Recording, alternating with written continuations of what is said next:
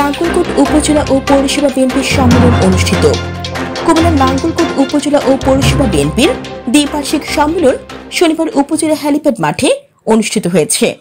সম্মেলনে উপজেলা বিএনপির সভাপতি পদে সাবেক চেয়ারম্যান আলী আক্কাস, সাধারণ সম্পাদক পদে সাবেক চেয়ারম্যান কলিমুল্লাহ এবং পৌরসভা বিএনপির সভাপতি পদে আনোয়ার হোসেন নয়ন এবং সাধারণ সম্পাদক পদে মাইনুদ্দিন বাহার নির্বাচিত হয়েছেন।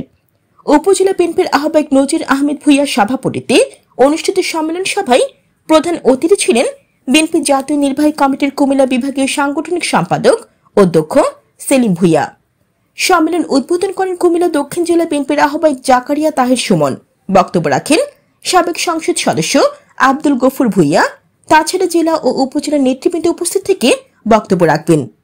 সবাই জুলাই যুদ্ধে আহত ও নিহতদের পরিবারকে সম্মাননা ক্রেস্ট ও আর্থিক সহায়তা প্রদান করা হয়।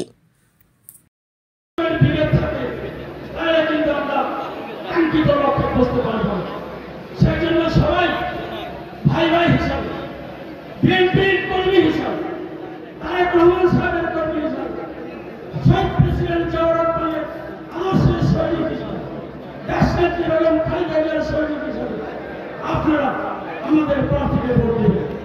অনেকে বলেছেন আমাকে যিনি প্রার্থী হবেন ওনাকে একটা ইঙ্গিত দিয়ে যান, কিন্তু ইঙ্গিত তো আমি দিতে পারবো না। ইঙ্গিত দিলে খুব অল্প সময়ের মধ্যে আপনারা জানতে পারবেন। আবার আমি বলছি অল্প সময়ের মধ্যে আপনাদের যিনি নেতা তাকে প্রতিনিধি করা হবে, তাকে আমার নেতা দেখে বলে দেবেন ইনশাআল্লাহ আমাদের চেয়ারম্যান সাহেব একই মিশে দিবেন। বেশি না বলে করতে হবে না, তবে মনে রেখে সবসময় মনে রেখে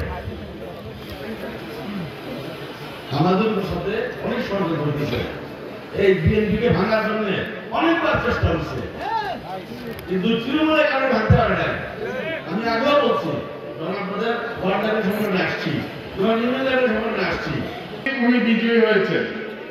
1996-তে উনি অল্প ভোটের ব্যবধানে পরাজিত হয়েছে।